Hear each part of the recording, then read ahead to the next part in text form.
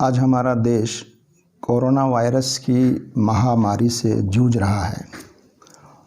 और हम सब भारतवासियों की ये जिम्मेदारी है कि हम जो स्वास्थ्य विभाग के जो निर्देश हैं या जो उनके इंस्ट्रक्शंस हैं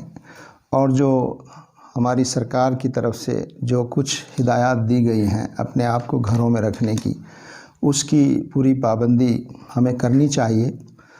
और सरकार की ये जिम्मेदारी है कि इस पाबंदी को कराने में वो अपनी जिम्मेदारी को निभाए। अभी जो मीडिया में जिस तरह से निज़ामुद्दीन के तबलीगी जमात के मरकज़ को लेकर जिस तरह से चीज़ों को पेश किया जा रहा है और एक तरह से ऐसे नाजुक हालात में भी,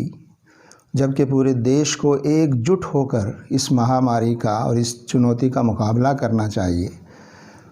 कुछ लोग और कुछ ताकतें इस माहौल को भी कम्युनलाइज़ करने की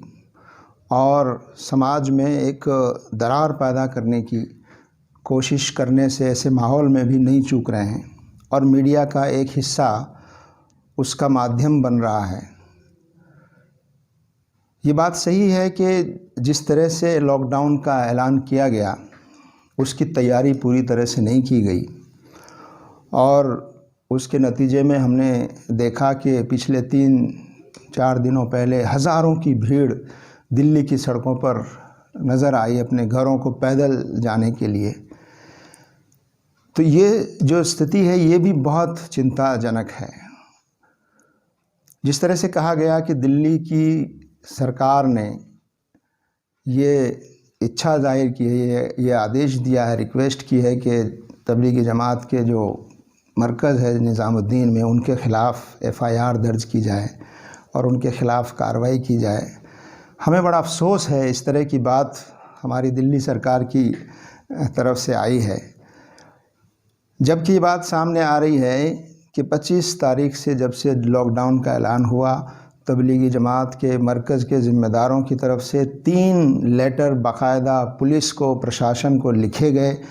और ये बताया गया कि हमारे यहाँ कुछ लोग हैं, इनको निकलने और निकालने की बंदोबस्त किया जाए, गाड़ियों के लाइसेंस दिए जाएं या इनको उनके जगह तक पहुँचाने की व्यवस्था की जाए।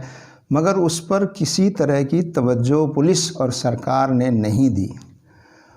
और आज जैसा कि सामने आ रहा है कि उस मरकज़ को, तबलीगी जमात के मरकज़ निज़ामुद्दीन को निशाना बनाकर इस पूरे मामले को एक कम्युनल और एक सांप्रदायिक रंग देने की जो कोशिश है, ये बहुत ही शर्मनाक है, बहुत ही अफसोसनाक है।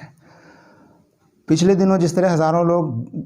सड़कों पर आ गए, जबकि लॉकडाउन है, कर्फ्यू है, सबको घरों में लेने की हिदायत है, आखिर ये किस वजह से आए, इसमें किसकी गलती है? तो मैं समझता हूँ कि सबसे पहले तो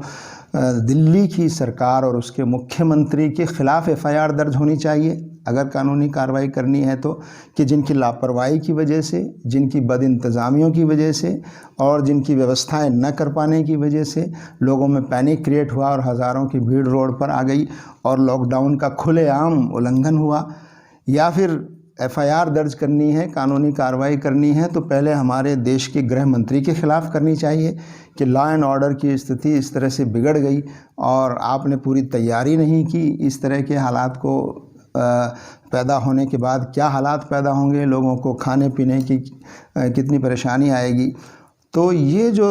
चीज़ें बिगड़ रही हैं, इसमें सिर्फ एक वर्ग विशेष को या एक धर्म विशेष के लोगों को निशाना बनाना और उसको ऐसे नाजुक हालात में, ऐसी दुख की घड़ी में, जब सारे देशवासियों को एक दूसरे की मदद के लिए और सरकार की मदद के लिए आगे आना चाहिए, आप इस तरह की चीज़ों को करके और देश के माहौल को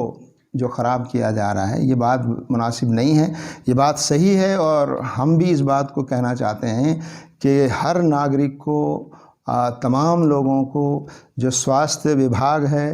हेल्थ डिपार्टमेंट की तरफ से जो जारी शुदा जो निर्देश हैं, हिदायत हैं, उनकी पूरी पाबंदी करनी चाहिए और जो लॉकडाउन के लिए सरकार ने जो आदेश दिए हैं उसकी पाबंदी की जानी चाहिए, चाहे वो धार्मिक स्थल हों, चाहे किसी धर्म के हों या और जगहों पर हों, और बड़ी हद तक इस पर अमल किया भी जा रहा है। और जहाँ कहीं कोई कमियां और चूक हो रही है उसकी तरफ सरकार को बहुत संजीदगी के साथ ऐसे मसाइल को डील करना चाहिए, लोगों को समझाना चाहिए, ना कि इस तरह के माहौल में इस तरह का एक सांप्रदायिक माहौल पैदा करने की कोशिश करना ये मुनासिब नहीं है, ये अफसोसनाक है। जमात इस्लामी हिंद सारे देशवासियों से इस बात की अपील करती है कि ऐसे नाजुक हालात में हमें आपस में सबको मिलकर एकजुट होकर अपना दायित्व भी पूरा करना चाहिए और सरकार की और प्रशासन की मदद भी करनी चाहिए। और सरकार और प्रशासन, चाहे दिल्ली सरकार हो या देश की सरकार हो, उनको अपनी जिम्मेदारी निभाने में कोई कसर नहीं छोड़नी चाहिए। ऐसा महसूस हो रहा है कि सरकार की तरफ से जैसी व्यवस्थाएं होनी चाहिए, जैसा इंतज़ाम होना चाहिए, वो नहीं हो पा रहा है। इस पर फ़ौरन ध्यान देने की ज़रूरत है। और हम जमात इस्लामी हिंद भी अपने आप को पेश करती है कि अगर ऐसे काम में जमात इस्लामी हिंद जैसे संगठन और उसके कार्यकर्ताओं की कहीं मदद की ज़रूरत है तो हम उसको भी पेश करने के लिए तैयार हैं। मिलत टाइम्स की वीडियोस देखने के लिए यहां क्लिक करके सब्सक्राइब करें और हां, बेल आइकन जरूर दबाएं। अगर फेसबुक पर देख रहे हैं तो पेज लाइक करें। ताजा तरीन खबरों और मज़ामीन के लिए विजिट करें हमारी वेबसाइट www.millettimes.com। हमारी ये वेबसाइट उर्दू, हिंदी, इंग्लिश तीनों लैंग्वेज में मौजूद है।